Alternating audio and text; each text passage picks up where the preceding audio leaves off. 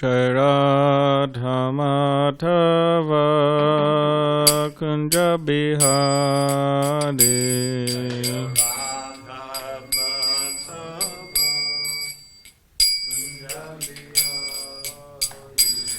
Jai Radha Madhava Kunja Bihari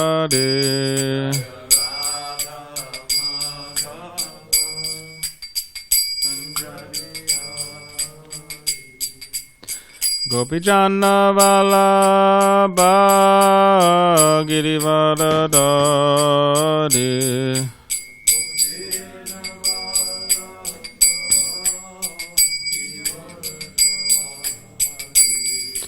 Gopijana Vallabha Girivaradari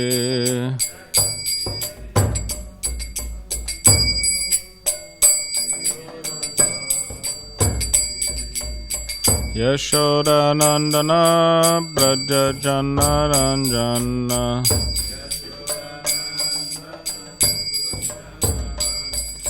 Yashoda Nandana Braja Jana Ranjana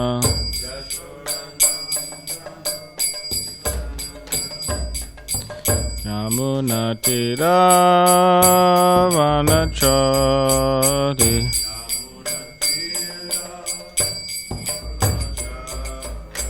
Yamuna Tira Vanachari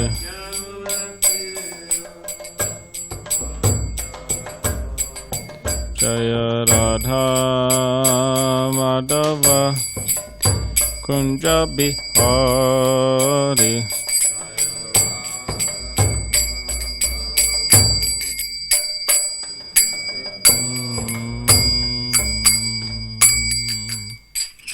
Jai Vishnupada Paramahamsa Parivrajacharya Ashtatara Shri Srimad Swayangaisa Bhaktivedanta Swami Prabhupada Ki Jai Grantaraj srimadbhagavatam Ki Jai. All glories of the assembled devotees, all glories of the assembled devotees, all glories of the assembled devotees, all glories of Shri Guru and Shri Gauranga. Om Namo Bhagavate Vasudevaya Om Namo Bhagavate Vasudevaya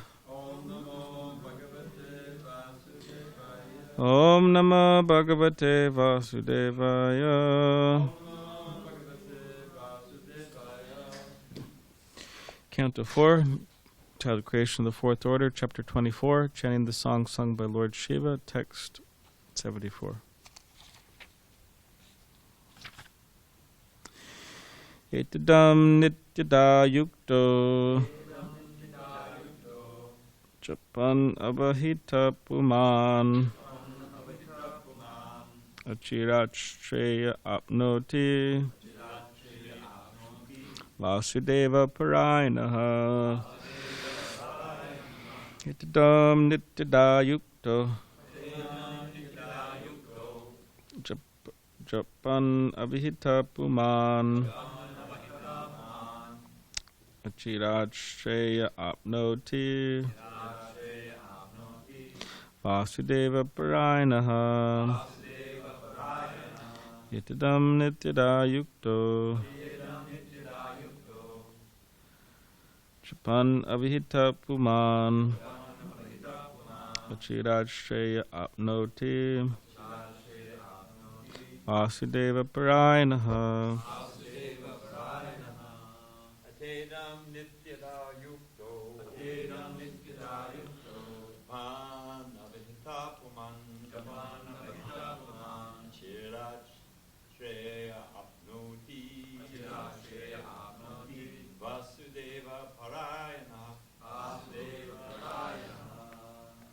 Atedam Nityada Yukto Japan Avihita Puman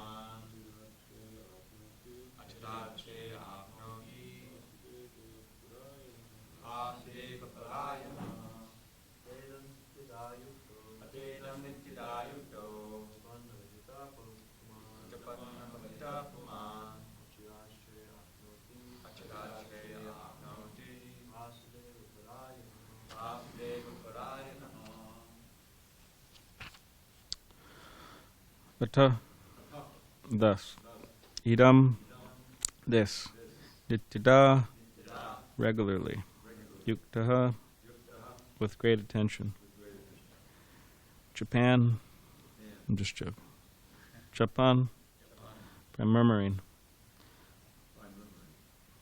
avihitaha, fully attentive, puman, a person, achirat, without delay, shayaha, auspiciousness, apnoti, achieves, vasudeva parayanaha, one who is a devotee of Lord Krishna.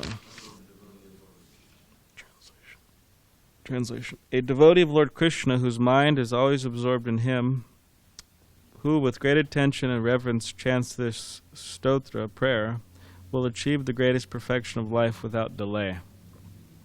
Purport. Perfection means becoming a devotee of Lord Krishna, as stated in the first canto of Srimadbhagavatam, Canto 1, Chapter 2, Text 28. Vasudeva paraveda Vasudeva paramakaha. The ultimate goal of life is Vasudeva, Krishna. Any devotee of Lord Krishna can attain all perfection, material gains, and liberation simply by offering prayers to him. There are many varieties of prayers to Lord Krishna chanted by great sages and great personalities such as Lord Brahma and Lord Shiva. Lord Krishna is known as Shiva Virinchi Nutam. Bhagavatam, Canto 11, Chapter 5, Text 33. Shiva means Lord Shiva, and Virinchi means Lord Brahma. Both of these demigods are engaged in offering prayers to Lord Vasudeva, Krishna. If we follow in the footsteps of such great personalities and become devotees of Lord Krishna, our lives will become successful. Unfortunately, people do not know this secret. They do not know that the real interest in the highest perfection of life is to worship Lord Vishnu, Krishna. It's from the Bhagavatam 7.531. It is impossible to become satisfied by trying to adjust the external energy. Without being a devotee of Lord Krishna, one can only be baffled and confused. To save living entities from such a calamity, Lord Krishna points out in Bhagavad Gita 7:19, Bahunam janmanam ante gyanavan mam prapadyate vasudeva sarvamiti samahatma sudurlabhaha. After many, many births and deaths, a wise man surrenders unto me, knowing very well that I, Vasudeva, am everything. Such a great soul is very rare. We can achieve whatever benediction we want simply by becoming devotees of Vasudeva. Om Jnanitiparandasya Gyananjana Shvakaya Chakshulanmaditamena Tasmai Shri Gurave Namaha Mukam Karidvachalam Pangam Langayate Gidamya Kripatamaham Vande Shri Gurun Denitaranam Vansha Kapadrubhascha Kripa Sindhu Bevacha Patitanam Pavanebhyo Vaishnavebhyo Namo Namaha. Jai Shri Krishna Chaitanya Prabhu Nityananda Shri Advaita Gadadhar Shivasari Gaura Bhaktivinoda Hare Krishna Krishna Krishna Hare Hare Hare Rama Rama Rama Hare Hare.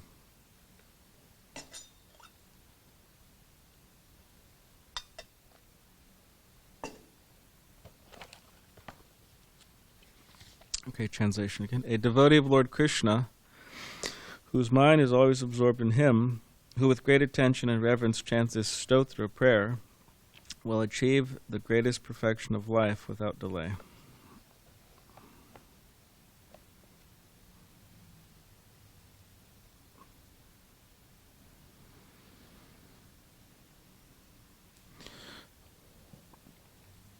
So there's devotees are say practical in the sense that they're not just like dreaming up all types of plans and not doing them.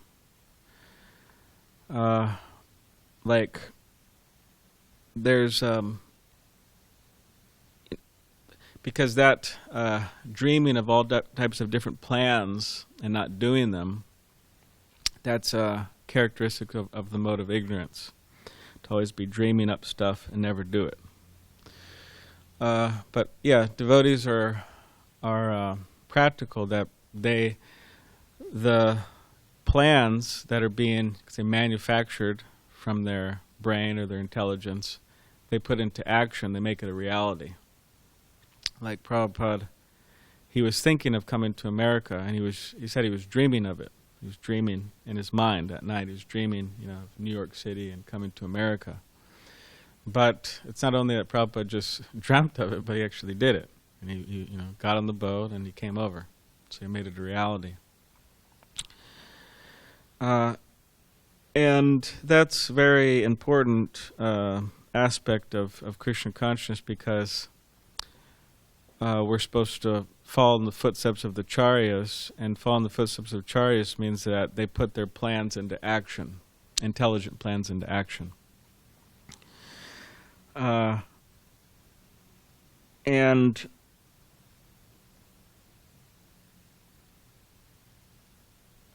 they don't just, you could say, wait around for something to happen. Acharyas aren't waiting around for something to happen. Or they're not like waiting around for Krishna consciousness to be spread. Or they're not waiting around for somebody to come and, knock them over the head and make them Krishna conscious. They are proactively spreading Krishna consciousness and proactively being Krishna conscious. They're not leaving it up to somebody else. Like, sometimes people may notice or complain or whatever, okay, well, Krishna consciousness isn't spreading. Well, it's an open field. Spread it. Or, I'm not very Krishna conscious. Well, become Krishna conscious. It's work on your consciousness. It's an open field. And people appreciate this. I mean, this is very, you could say applaudable. Is that a word? Applaudable? Oh, no, not a word? You can also applaud. Okay. Not a word, huh? Not in this context? Okay. Laudable is better? Anyways, whatever, you get the point. It's praiseworthy to do something practically, and you could say make something a reality. And just to be dreaming of things, it's not praiseworthy. It's actually, in so many cases, people just are disgusted by it. Just, oh, this person's useless. Just what are they doing practically? Just like in a relationship, I was talking to some couple some time ago, devotees, and this person was saying how, I have all these far out dreams. And he's saying, dream of a, giant eyeball, and then he, goes into it or something, and then all of a sudden he sees Hanuman, and Hanuman turns into Krishna, all this type of, these amazing dreams. And I was saying, oh wow, it's pretty interesting. I don't have dreams like that. Some people have some very interesting dreams. No, I didn't ask him if he's taking a lot of drugs. So then I was saying that, okay, well, that's all right, but, when you wake up, you can't just base all of your enlightenment or all of your self-realization in the dream world. When you wake up, you have to, engage in self-realization, right? The quest for Krishna consciousness. You have to do that in waking hours. And or else it's just, okay, you just go to sleep and all my self-realization, all my enlightenment is in the night dream. Okay, great, right?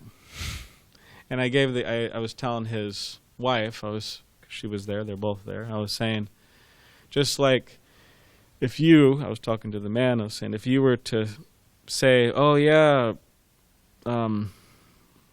so-and-so, my dear wife, I've been dreaming about you like every night. And in my dreams, you know, I pick all these wonderful jasmines and gardenias and roses, and I put it in a nice big bouquet, and then I give it to you, you know, with some nice, whatever, sweet cakes and this and that. I cook you all types of things. And yeah, and then he just keeps on saying that. Oh yeah, I had a dream, I had a dream, I had a dream, I had a dream, I had a dream. And then in the daydream, he's not doing any of that, being a lazy bum. Then she at one point, she goes, well, what, you know, what's wrong with you? Get it together, you know. That night dream's not good enough. So similarly, it's good that devotees have plans. Plans for service, plans to do this, plans to do that, plans to spread Krishna consciousness, plans to be Krishna consciousness. But that dreaming, or that those mental plans have to manifest into external reality, or else it's not praiseworthy. Or just like there's this devotee, and he's thinking about joining the temple, this temple. And he keeps on telling me, yeah, every night I'm dreaming about you, and you know, I'm dreaming about the temple, and you know, I'm walking through and through the day he daydreams too. I walk in the temple, and you know, I walk through the lobby, and I, you know, go into I take darshan. It's a whole like manasa, you know, seva he's going in his mind, you know. Yeah, prasada. I'm thinking about the prasada. I'm thinking about talking with devotees at breakfast, and you know, he's really thinking of the place. So I guess some people really get into daydreaming. I never got into it so much, but he's like really meditating on it. But then he's kind of like, oh well, I'm not sure if I should join. I'm not sure if I shouldn't join. I mean, I got some business to wrap up in the material world, and you know, there's always business to wrap in the material world. By the way, eventually, at one point, if you want to just make a leap into brahmachari or whatever, then you just have to do it. But it's, you know, he's going back and forth in his mind, and so you could say, well, just make it a reality then. What are you waiting for? So similarly, it says the perfection of life means to become a devotee of Lord Krishna. Now, we theoretically understand that. I suspect everybody sitting here or listening online has some general faith in that. That, yeah, the perfection of life is to become a pure devotee of Lord Krishna. So, if that's theoretically accepted, understood, then, and you could say, we're hoping we're realizing that more and more, then, but then it's like, okay, making that a reality, how do I do that? And engage in the process of bhakti yoga. But we can't just like, you know, again, dream about becoming Vaishnavas or pure devotees. We have to like practically make steps in that direction in this, you know, waking hours. And there's so many, you could say, different. I mean, Krishna is extending himself fully. I mean, the spiritual master is extending himself fully. Krishna is extending himself fully. But it's just those on the, you could say, receiving side, or those trying to be devotees, are they really taking advantage? Just like I heard Prabhupada apparently said something of this sort that, oh, I'm distributing my mercy freely, right? I'm distributing my mercy freely. But he said about his disciple Vishnujan, oh, Vishnujan, he's taking advantage. It doesn't mean he's taking advantage of Prabhupada, it means he's taking the mercy very fully. So that's the idea. So there's all types of prayers, there's all types of great personalities we can meditate on. Just like, yeah, I mean, practically every month. There's so many Vaishnava acharyas that we could meditate on a regular basis. And in this way, we could become inspired. How does anybody become inspired? Generally, people become inspired by other people. Just like, people have, you could say, like idols, people they look up to. And if you're if you're like a basketball player, right?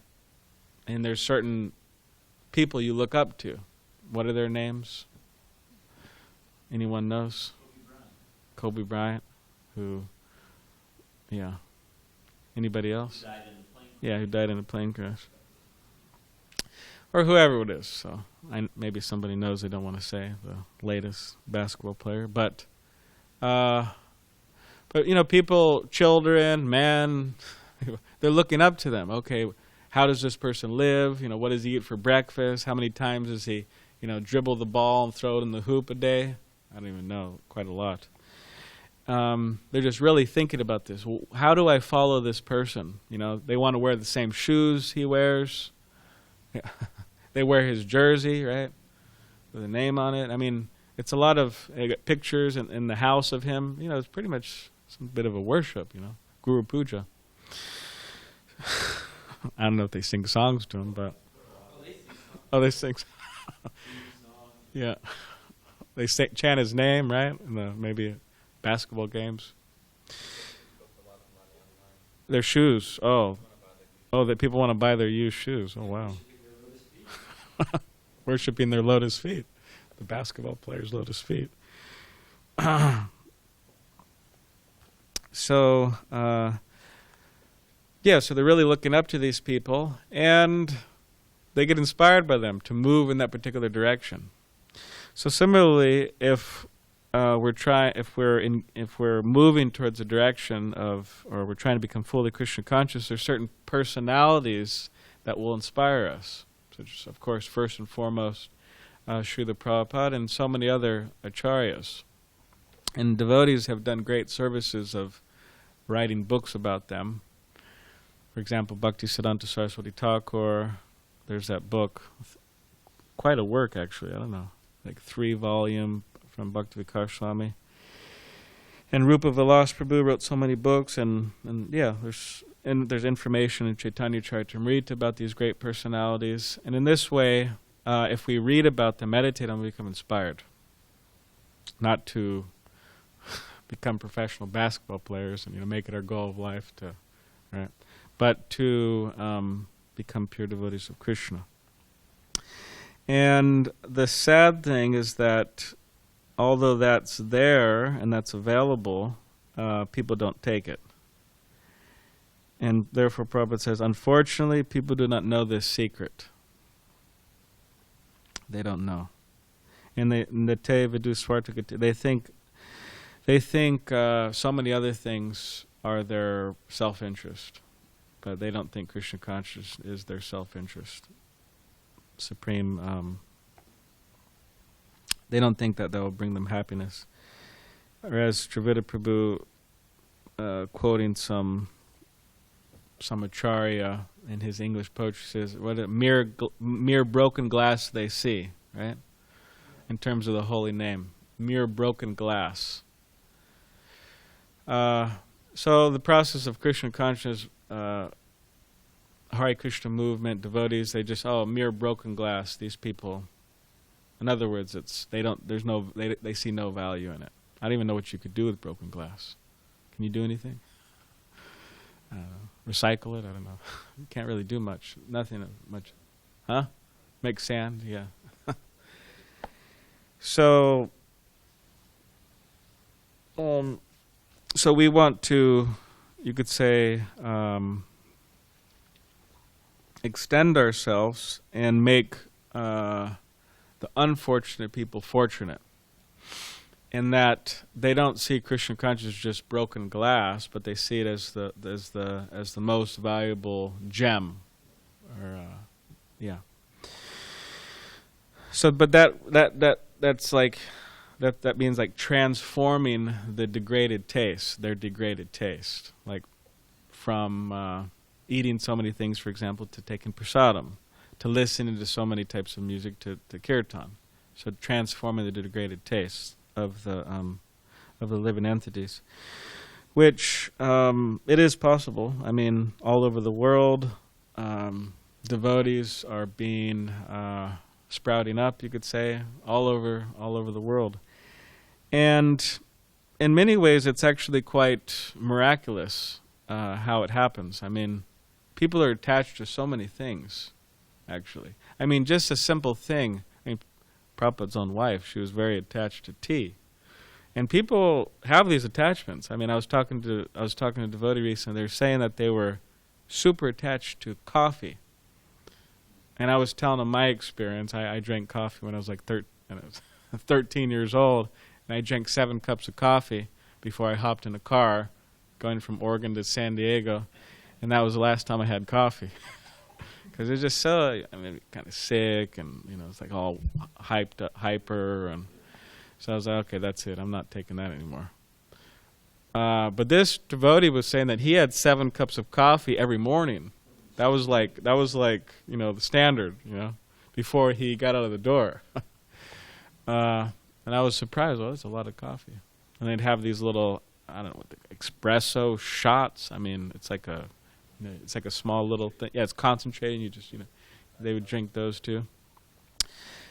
So, but he was telling me, oh yeah, some time ago, I gave that up. You know, I just, you know, I'm done with it.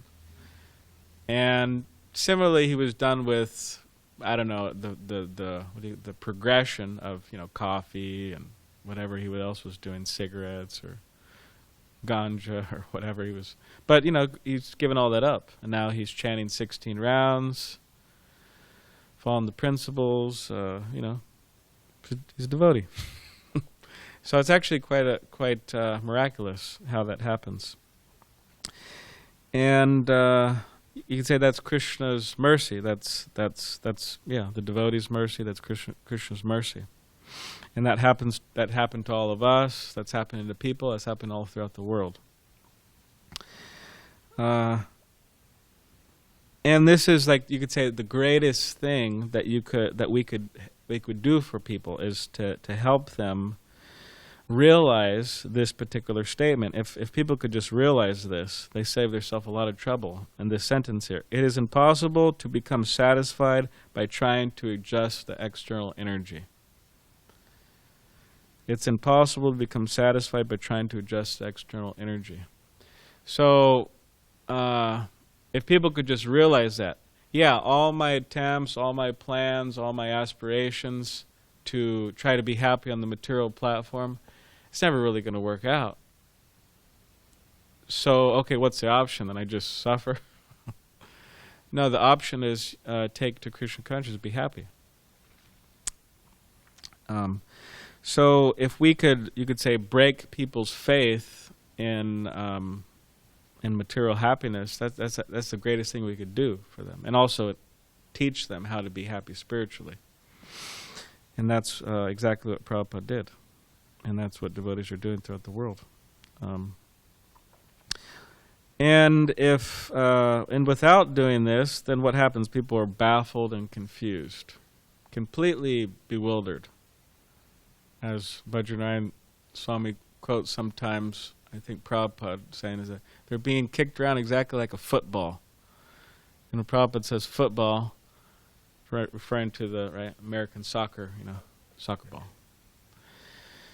Kicked. I think also the saying is from pillar to post. So being kicked around, and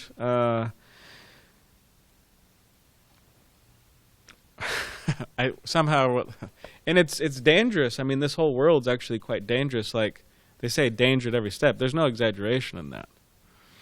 You know, the Bhagavatam's not exaggerating. I mean, somehow or other, I was talking to somebody the other day. I don't know. We got to the topic about, we're talking about like you know, different living. We're talking about turtles for some reason, and he was saying how a mother turtle, she lays her eggs in the sand, in the beach, and then she leaves, and then over time they hatch. And then the turtles there's this whole journey from the beach to the ocean, but, you know, dog may come, scorpion. There's so many birds. Yeah, they come, and then when they get into the ocean, there's a whole other set of living entities who are after them. And then I said, well, do some of them, do they manage to, live their life? Because you see, I remember I saw a picture. One of my family there in Mexico, they took a picture of this huge turtle, in the ocean. So they manage to exist or over time? He said, well, when they become bigger, there's less predators. They start eating up? Yeah. They're the predators. So it's dangerous. It's a whole journey, And similarly, as humans, there's also dangers, and all living it. There's so much dangers out there. Out there, in here, everywhere. There's dangers. So, in this, you could say, nature of the world, it actually puts people in complete anxiety. That's why it's called not Vaikuntha. It's called Kunta. So it's a place of complete anxiety and fear. Dukkhalayam mashasha, temporary, right, full of misery, complete fear. And because devotees are in transcendence or nearing transcendence or whatever you want to say, they don't feel it so much. Like we may not be feeling the burning rage of the fire of Kali, right? We're not feeling that, right? Because as long as we're absorbing ourselves in Krishna consciousness. But people are feeling it. It's on fire, actually. People are really feeling it. If we could just step foot in somebody's shoes for a day, I don't know if we'd be able to continue like that. It's actually very difficult. And therefore, Prabhupada, you could say, like one devotee I heard, he was saying that Prabhupada created ISKCON's like a mercy factory, where he's just, it's just pumping out so much mercy to the conditioned souls in the form of transcendental books, prasadam, devotees, temples. It's just like a whole merciful operation to try to overflood as many people as possible of the world gradually, and with Krishna consciousness, the mercy. And then they'll feel relief. They'll feel relief, right? Samsara davana lila loka. They'll feel the relief from the blazing fire if they follow. And yeah, Krishna is so merciful that he is, it says we can achieve whatever benediction we want simply by becoming devotees of Krishna, Vasudeva. So, of course, we have to be careful what benedictions we want, but Krishna is so merciful, he's always, looking out after his devotees, right? It says in the Bhagavad Gita, Krishna says, what's that one? No, I provide what they lack. Yeah, so I provide what they lack, and I preserve what they have. So Krishna's always looking out for his devotees, and that's nice because it's like devotees are looked after. It means, in essence, everything that devotees need and for their service, it's all provided, and that means that Krishna, you could say he's providing all these things so we don't have to worry so much, so we could just engage in the business of trying to distribute mercy, to people. Krishna's mercy, the spiritual master's mercy. And yeah, I don't think any of us is going to engage in this, chanting this stotra prayer. We will when we're going through the Bhagavatam and maybe on our free time or whatever, but although we're not going to engage in it necessarily, it says that anybody who does, they'll achieve greatest perfection of life without delay. So similarly, that's Prabhupada's promise, that's Prabhupada's statement that if we just engage in the process of bhakti, yoga, Krishna consciousness, and say chanting Hare Krishna, then we will achieve perfection without delay. So, all right, does anybody have any comments or questions? Where's the mic? Bhakti mic. I can belt it out while we're waiting. Okay. I have a research project and a question. Okay. And I wonder, I've seen the numbers, like we were talking about that turtle, of how many eggs, how many actually make it. I don't know. I think it's Like a small percentage. fish, they'll have, Hare Krishna. Thanks. They'll have like 100 in the litter, Yeah. and then like 2 make it. So if anyone has any time, I wonder how many of the turtle eggs, how many actually make it? Because like you said, there's so many dangers. Yeah. So my question, nice point. This is so loud. Is it just me? But it's like I'm in a football stadium. Thanks, Brew. But my question is, you were talking about coffee. Yeah. And on one hand, it's just silly. Yeah. And somebody else is attached to their ugly-looking mud of a dog, I mean, there's so many things, Yeah. But, and I don't really know how to frame the question, but everyone else can see that it's so small. But for us, it's like, what? Give up that? Yeah. I'd rather die. Yeah. So what is it? What is it that makes it so attractive and powerful? We're harpooned, we're hooked. But it's just, what is it? It's just broken glass, like we were saying. So what is it? Everyone else, somebody's, my son had a guy who was keeping in his fridge, he had Spice Girls, used to be a singing group. Everyone heard the Spice Girls? He had Spice Girl lollipops. And he was waiting, and he was like, I don't know what, but the point is that they were decomposing. He was keeping them in the fridge. Yeah. And then the electricity went bad, and they just melted, and the guy was like bummed out for weeks. So Yeah, that's pretty strange. we can all see it's silly, but I mean, everyone else can, but I can't. When I'm in the mix of the thing, what is that? Yeah. Well, the nature of say living entity is to be attached, right? Ultimately, to be attached to God, to be attached to Krishna, and to be, you could say, in a loving relationship and experiencing that rasa, that happiness, right, from that relationship.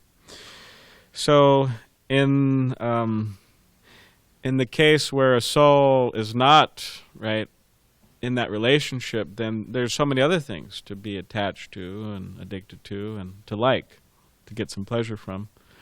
And interesting, like some people, they're not really attached to gambling.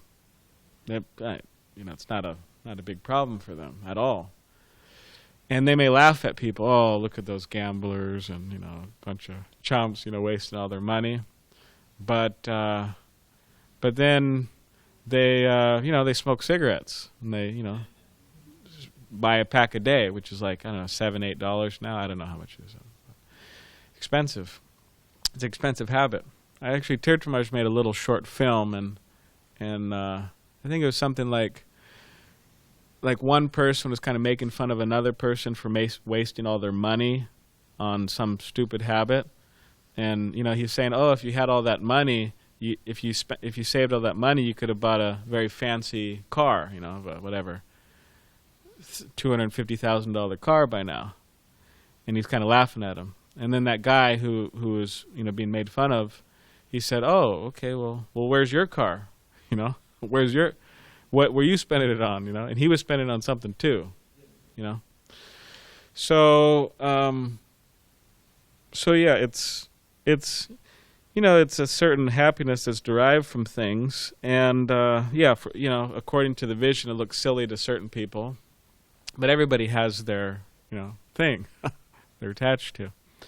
So it's just that you could say it's that pleasure that is derived, and you could say it's a addiction. Maya is addicting. She's the energy of Krishna, so she also has an attractive feature. It's all like a reflection of the real thing.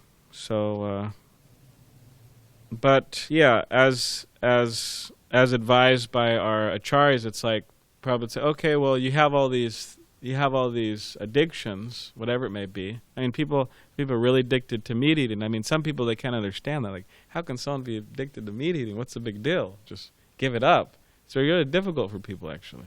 They just can't imagine living without it. Or intoxication, or illicit sex, or gambling. They have a really hard time thinking, how can I, like that famous Zetlin, Lord Zetlin, right? I think, yeah, impossible. I think his name is Marquis Zetlin, but oh, okay, Marquis of Zetlin. So, but yeah, the Bhakti Prabhupada's godbrothers went to there, right, in London, and they're preaching them, and they're like, oh, can you make me a Brahmin? Because it's like really prestigious to be a Brahmin, and oh, he spent time. He appreciated a Brahminical life. Brahminical life is everybody could appreciate practically, or they should be able to appreciate. But so he wanted to be a Brahmin, and then the Bhaktisiddhanta Saraswati Thakur's disciple said, "Yeah, we can make you a Brahmin, but you have to follow certain principles." And, okay, well, what are they? Well, no illicit sex, no intoxication, no gambling, and no meat eating. And what did he say? Impossible. Impossible with his British accent, right? So what seems to be impossible, the different, you could say, attractions or attachments or so many different things like that, can be very possible by the mercy of the process of bhakti and by the bhakti yoga and Krishna consciousness, by the mercy of Krishna. So we can give it up. And it may take time, but gradually we can. And to the degree, Haridas Thakur, it says he was a young man, full, you could say the apex of youth, a very young man, handsome man, and he was chanting Hare Krishna on his japa beats, and who came along? A very beautiful prostitute. She came to seduce him. He said, okay, just, wait, I got to chant my rounds. And some devotees say that's like a trick dealing with the mind. The mind's saying this and that, just kind of delay it. Yeah, I'll get to it. Let me engage in some service first, and you kind of forget about it. But so she was waiting there, and she came back the next night, and then he just chanting, and then eventually she started getting purified, and she admitted to him, I came to seduce you, please forgive me. I was sent by whatever his name is, Satya Khan or something, Satyaraj Khan. Envious person sent me, and then she became a devotee. She became a pure devotee. So not only was he not tempted at all, he was on the transcendental platform, but he converted her into a great Vaishnava. So not only can we overcome all these things, but we could also in the process of doing that, actually help people, just as Haridas Thakur helped. My spiritual master, he explains how when he was in Juhu there, Mr. Nara, he was trying to, in so many ways, give the devotees a bad name. And he was a very big personality. He's in charge of some newspapers there, and he was able to do it. Actually, and in many ways, people were kind of second-guessing the devotees there, to say the least, not cooperating with him at all, practically. So one particular time, and my spiritual master said, he was a young man, and Mr. Nair was a big personality. He was intimidated by him, actually. And there's actually some heavy statements Mr. Nair said, talking about quite violent, actually. I could remove you from the property.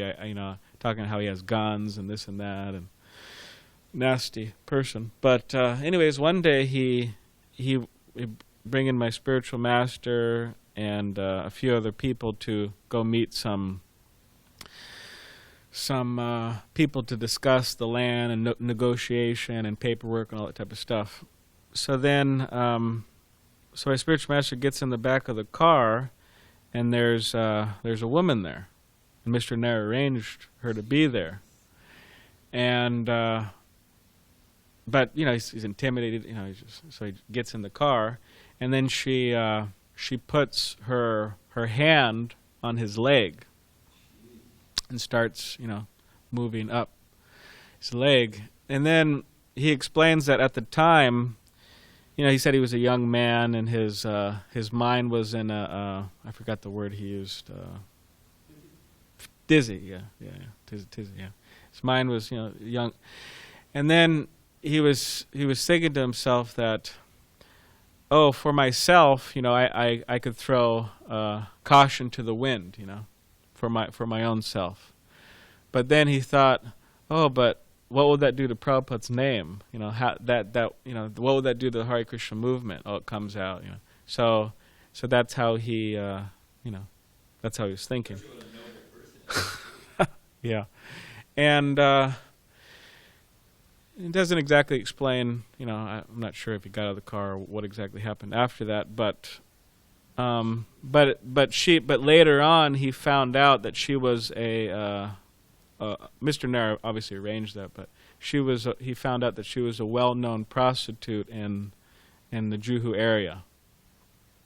And he said that sometimes when he was there on the land, she would come looking for him, and he said he would go and hide and this and that. So, anyways, Mr. Nair was doing all types of things. That's right. I'm done.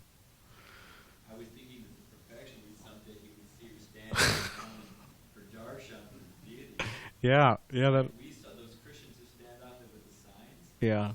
One time, we saw them standing in line at the free prasadam. Next time they do it, we're gonna get pictures. Yeah, that'd be good. Yeah. Anyways, for the online, but Maharaj was saying that these Christians, anybody who's been to Rath Yatra, you had to see them. They make themselves known, but they're kind of.